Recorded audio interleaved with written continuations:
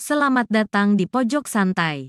Sebelum Anda mendengarkan audiobook ini, kami menginformasikan bahwa channel ini adalah review audio dari buku yang ada di Indonesia. Untuk membaca keseluruhan buku ini, kami menyarankan membeli buku aslinya di toko buku kesayangan Anda, baik offline maupun online. Keberadaan channel ini dimaksudkan untuk membantu Anda mendapatkan pengetahuan dari buku-buku kesayangan Anda. Jangan lupa untuk subscribe, like, dan komen. Selamat datang di Pojok Santai, channel khusus yang membahas komik dan novel dengan cara asyik. Kita mulai menapaki serial buku ke-7 Pendekar Slebor dengan judul Pusaka Langit. Siapkan dirimu kisanak, kita akan memasuki dunia persilatan yang penuh intrik dan tipu daya.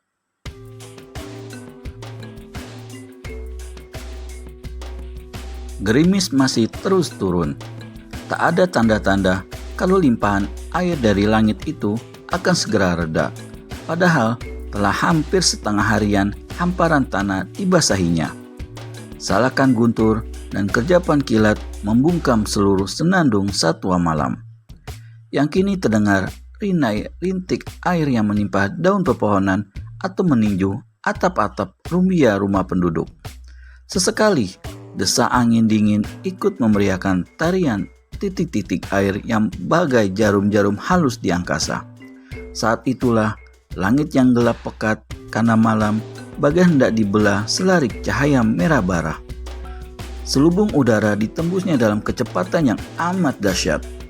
Cahayanya yang terang berbentuk memanjang seperti kelebatan seekor naga api. Sementara bulatan di ujung depan memperlihatkan cahaya merah yang lebih terang daripada bagian lain. Tanpa terlihat oleh siapapun, benda angkasa itu terus meluncur deras dalam suatu tukikan tajam. Dengan sinarnya yang kemerahan, benda itu melintasi beberapa daerah membuat garis memanjang. Akhirnya, dalam sekejap benda itu lenyap, tenggelam dalam sebuah danau besar, Danau Pancawarna. Benda apakah itu? Mungkin tak ada seorang pun yang bisa mengungkapkannya sehingga mengundang teka-teki. Kini, benda angkasa itu tergolek di dasar Danau Pancawarna. Dingin, air danau yang bisa membunuh seseorang di malam hari ternyata tak mampu meredam cahayanya memerah bagai bara. Sebagian besar danau malah menjadi terang benderang oleh warna merah kemilau. Benda angkasa itu pun tergolek dengan kebisuannya. Tidak seorang pun yang tahu benda apa itu. Tapi bisa jadi benda itu bakal membuat kegemparan di dunia persilatan. Hari bergulir dalam putaran waktu. 2 purnama telah berlalu sejak jatuhnya benda angkasa ke dalam Danau Pancawarna. Seperti biasa, penduduk di desa sekitar danau itu melakukan kegiatan sehari-hari. Belum ada pengaruh yang berarti bagi mereka. Apalagi mereka tidak pernah menyadari adanya sebuah kekuatan dahsyat yang tersimpan dalam benda angkasa itu. Jantung desa Ambagan tampak sibuk hari ini. Tidak mengherankan, pusat desa dijadikan pasar, tempat warga desa mengkeruk nafkah atau membeli kebutuhan sehari-hari. Seperti hari-hari sebelumnya, hari ini pasar di desa Ambagan pun begitu ramai. Ada saja suara ribut yang terdengar. Satu sama lain saling tindih seperti sebuah paduan suara tak beraturan. Matahari terus merambat hingga tepat di atas kepala. Kini semakin siang, suasana pasar semakin tidak nyaman. Kebisingan bukannya mereda, malah makin memuncak. Sengatan matahari pun makin ngotot menggigit ubun-ubun kepala. Tapi orang-orang di pasar tidak ambil peduli sama sekali. Mereka terus melakukan kegiatan masing-masing. Sampai akhirnya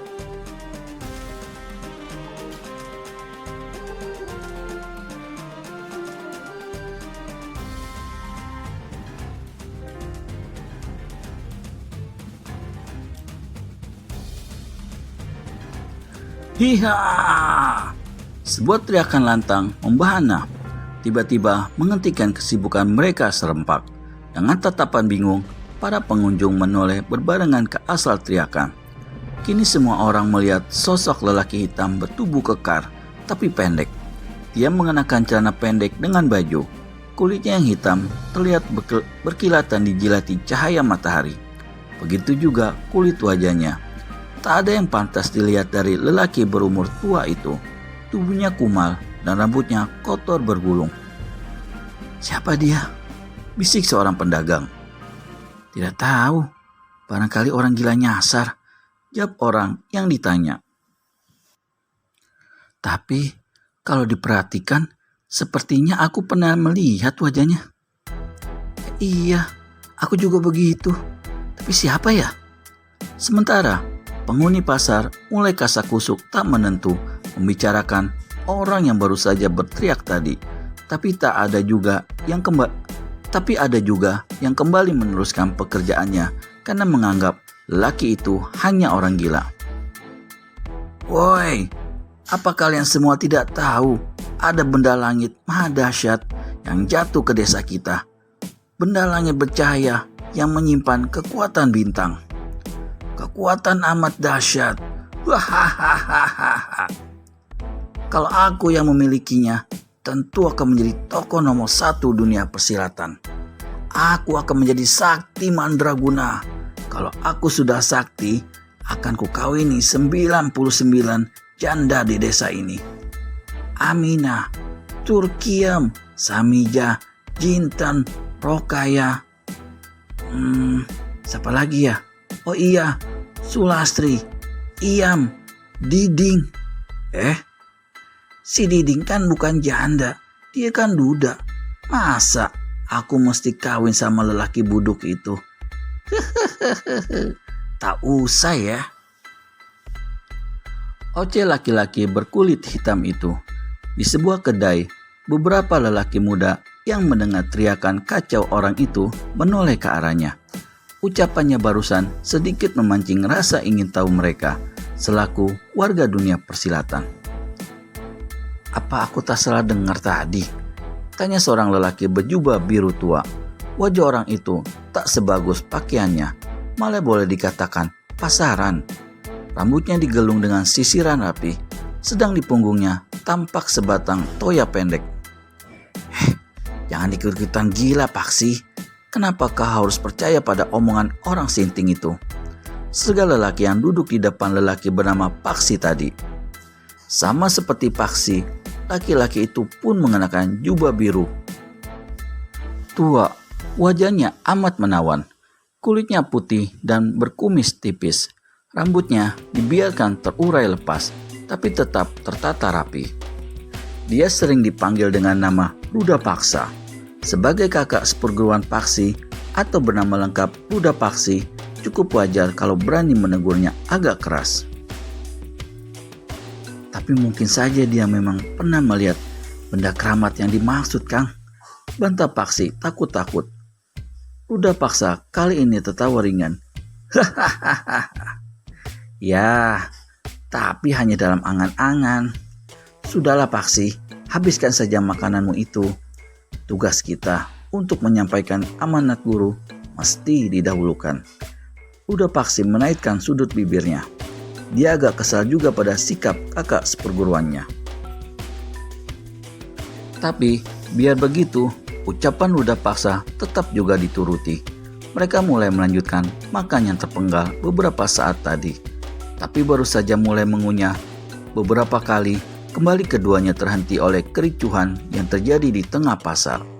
Rupanya, teriakan itu berasal dari orang gila tadi, yang kini kedua tangannya dipegang oleh dua orang kekar berkulit hitam juga.